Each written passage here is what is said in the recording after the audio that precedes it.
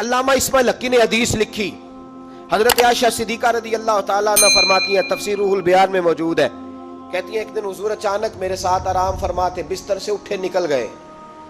ہمیشہ نبی پاک علیہ السلام کا طریقہ مبارکہ تھا، جب رات کو تہجد کے لیے اٹھتے تو کہتے ابو بکر کی بیٹی حق تیرا ہے، وقت تیرا ہے، پر اگر تو اجازت دے تو میں اپنے اللہ کو راضی کر لوں۔ آج حضور نے پوچھا ہی نہیں، بستر سے اٹھے چلے گئے۔ کہتی میں اٹھی، میں نے دائیں بائیں دیکھا، محبوب نظر نہ آئے۔ حضور کی طامت استعمال شدہ پڑی تھی، وہ طامت میں نے اٹھا کے اوڑھ لی اور میں نکل گئی حضور کو تلاش کرنے۔ کہتی ہیں جب میں باہر گئی مسجد نبوی شریف کے ساتھ جنت البقیع کی جانب، نبی پاک سجدے میں تھے۔ کہتی ہیں میں گئی، تھوڑی دیر کھڑی ہوئی، حضور نے آہٹ سنی تو پوچھا تو کون ہے؟ میں نے کہا میں عائشہ ہوں۔ تو محبوب نے فرمایا یہ عائشہ کون ہے؟ میں نے کہا یا رسول اللہ میں آپ کی زوجہ۔ فرمایا زوجہ کیا ہوتی ہے؟ یا رسول اللہ میں ابو بکر کی بیٹی۔ تو نبی پاک نے فرمایا یہ ابو بکر کون ہے؟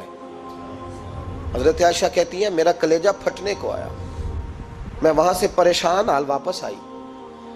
جب میں گئی تھی تب بھی ہلکی ہلکی بارش تھی، واپس لوٹی تو پھر بھی ہلکے ہلکے قطرے بارش کے گر رہے تھے۔ میں آ کے ہامتی کامتی بیٹھ گئی، تھوڑی دیر گزری تو نبی پاک تشریف لے آئے۔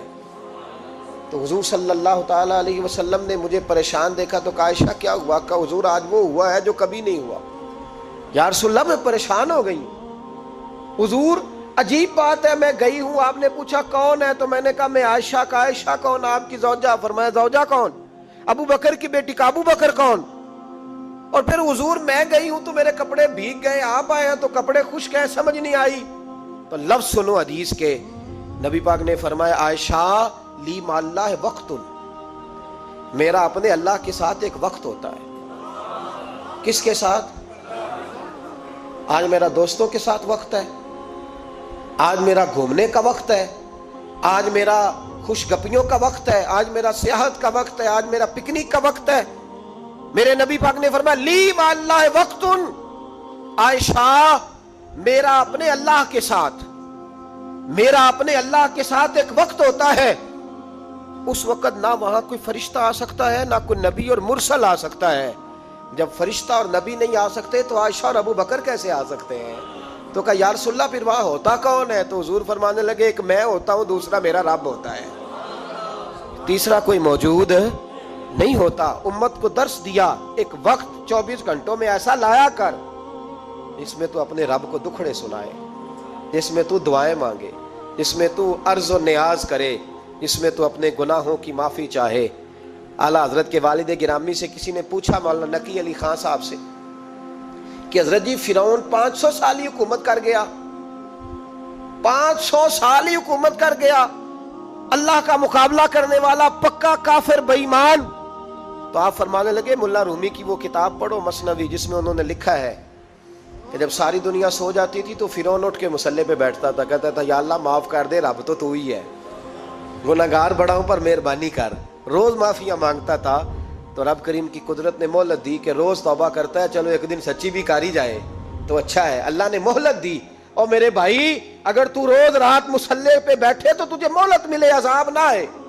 اگر تو اپنے رب کے ساتھ تنہائی کرے تو اللہ تجھے مہلت دے، سزا نہ دے۔ لیکن ہم یہ وقت نکالتے ہی نہیں، اللہ کے ساتھ میت کا ہمارا مزاج ہی نہیں۔ ترمذی شریف میں نبی پاک علیہ السلام نے فرمایا دنیا داروں کو دکھڑے نہ سنایا کر، مالداروں کے سامنے رونے نہ رویا کر، یہ تجھے کیا دے سکتے ہیں؟ تو اٹھ کے جائے گا تو کہیں گے محنت کرتا نہیں، روز مانگنے آ جاتا ہے۔ دنیا داروں کو دکھڑے نہ سنا، پر میں دکھ سنا تو اپنے رب کو سنا، اللہ والوں کو سنا، اللہ کے نبی کو سنا۔ اس سے مراد یہ سارے کہا دکھڑے اپنے رب کو سنا۔ اگر تو اپنے رب کو دکھڑے سنائے گا تو تھوڑی دیر ضرور ہوگی، لیکن ایک دن ایسا ضرور آئے گا، میرے مصطفیٰ کریم فرماتے ہیں رب تجھے دنیا سے بے نیاز کر کے مالا مال فرما دے گا۔ دھوکے کا مزاج نہ بنا، کینچی لے کے نہ گھوم کے کیسے جیب کاٹ سکتی، اللہ کو دکھڑے سنا۔ حضرت عائشہ عرض کرنے لگی حضور چلے یہ تو سمجھ آ گئی، لیکن بارش مجھ پہ پڑی آپ پہ پڑی نہیں۔ تو کہا عائشہ تم نے اوڑا کیا تھا؟ کہا حضور آپ کی طامت۔ فرمایا بارش کوئی نہیں تھی، جب تو نے میری طامت لی تو خدا کی رحمتیں تم پر برسنے لگ گئی۔ تو حضور کے وجود سے لگی ہوئی چیز کوئی اوڑھ لے تو رحمت برستی ہے، تو میرے نبی کی مسجد چومنے سے کیوں رحمت نہیں برستی؟